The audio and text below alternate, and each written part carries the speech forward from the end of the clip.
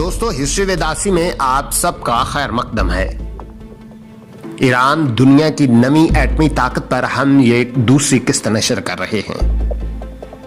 इसमें हम बात करेंगे ईरान की जुग्राफियाई और स्ट्रेटजिक अहमियत पर। लेकिन उससे पहले आपसे गुजारिश है कि अगर आपने अभी तक हमारे चैनल को सब्सक्राइब नहीं किया तो हमारे चैनल को लाजमी सब्सक्राइब करके बेल आइकन पर जरूर क्लिक करें।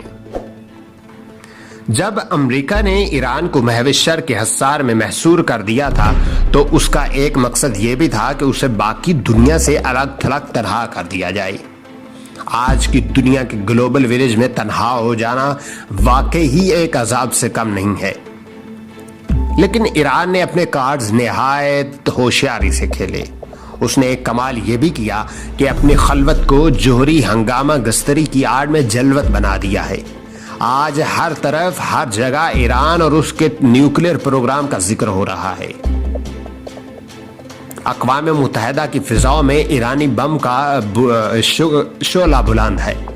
लोग बुश के बयानात को इतना नहीं उछालते जितना आज के सदर को उछाल रहे हैं। सारे अखबारात और वसाइल और टेलीविजन प्रोग्राम्स ईरान की खूबियों और खामियों, उसकी अस्करी कमजोरियों और क़ुव्वतों, उसकी जुग्राफियाई मकदूर और महदूद स्ट्रेटजिक अहमियत और नज़ाकत के अज़कार से हिमा वक्त परेशान हैं। मिलिट्री ऑपरेशंस पर हमेशा से ही जो 5 अनासर शिद्दत से असरअंदाज होते रहे हैं वो किसी मुल्क की आबो हवा, इलाकाई खसूसियात, लोकेशन, हथियार और टैक्टिक्स हैं। टैक्टिक्स जो कि हथियारों के गिर्द इस्तेमाल की जाती है, इसलिए आज ईरान के पास जिस किस्म के भी हथियार हैं, खा जदीद हैं या कदीम, खा स्टेट ऑफ द आर्ट नौइयत के हैं या बिल्कुल रवायती रंग रूप के हामिल हैं, ईरानी अफवाज की टैक्टिक्स और जंगी चालें उन्हीं के गिर्द इस्तेमाल होंगी। अमेरिका के हथियार जदीद तरीन हैं, इसलिए उनकी टैक्टिक्स या तरीका है इस्तेमाल वगैरह भी जिद्दत के मुताबिक होगा। लड़ाई में सवाल जिद्दत और कदामत का नहीं होता, सवाल हथियारों के इस्तेमाल का होता है। कई बार F-16, B-52, F-17 और MiG-21 और MiG-29 के हाथ जच हुए हैं।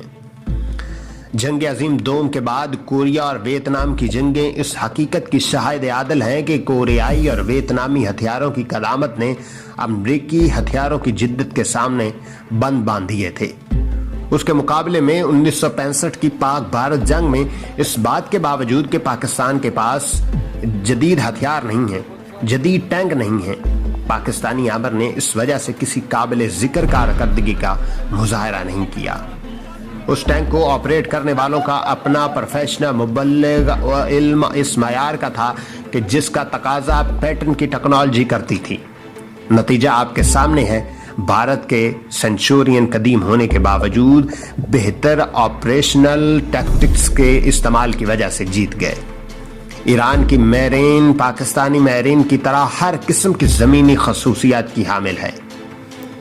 हर नौ के नुकुश ज़मीनी यहाँ पाए जाते हैं। जंगल, पहाड़, दरिया, बर्फजार, सहरा, मैदान, सतह, मुर्तफा और नशीबी इलाके। वो कौन सा ज़मीनी पहलू है जो ईरान में देखने को नहीं मिलता? ज़मीनी नकुश की ये नक्शो निगारी आबो हवा का बायस बनती है। किसी इलाके की आबो हवा की तश्कील में जो अनासिर कार फरमा है उनमें ख़ते इस्तवा से फासला, जंगलात की मौजूदगी, पहाड़ों की बुलंद सतह, समंदर से बुलंदी, गर्म और सर्द समंदरी मौजूदगी के अलावा कई दूसरी आबो हवा की तश्कील है। ईरान के नक्शे को अगर गौर से देखें तो उसमें कोहे एल्बर्स और कोहे अल्लोन पहाड़ी सिलसिले हैं, दश्त लूत और दश्त कबीर रेगिस्तानी, शुमाल में बहरा कैप्सिन और जुनूब में खलीज फारस है। मगरबी सरहद पर जो दलदली और दरियाई इलाका है, दरिया बहुत कम है, लेकिन सबसे ज्यादा अहमियत वो 3 बंदरगाहें हैं जो खलीज फारस के साहिल पर बनी हुई हैं। बंदर बहशती को चाह बहार भी कहते हैं और ये पाकिस्तानी बंदरगाह गवादर के बिल्कुल करीब है। बहरा अरब से जो तिजारती या जंगी जहाज खलीज फारस में दाखिल होता है اس کی مانیٹرنگ کے لیے جیسک نام کا ایک مستعر چابہار کے ساتھ مغرب میں واقع ہے۔ ایران اپنی لوکیشن کے طفیل ان تمام آئل ٹینکروں کی نقل و حرکت کو روک سکتا ہے، بلکہ سبوتاژ کر سکتا ہے، جو کویت، قطر، بحرین اور امارات وغیرہ سے تیل لے کر مشرق اور مغرب کا رخ کرتے ہیں۔ امریکہ گوادر کی بندرگاہ کو ڈیولپ کرتے ہوتے ہیں، اس لیے وہ دیکھنے نہیں چاہیے کہ آنے والے کل میں چابہار اور گوادر کی یہ بندرگاہیں مل کر خلیج فارس کو مکمل طور پر بلاک کر سکتی ہیں۔ اس بندر بہشتی سے لے کر آباد ان تک ساحل خلیج فارس پر میزائلوں کو بیڑیاں نصب کر دی جائیں تو خلیج میں متحرک تمام سویلین اور ملٹری اہداف کو نشانہ بنایا جا سکتا ہے۔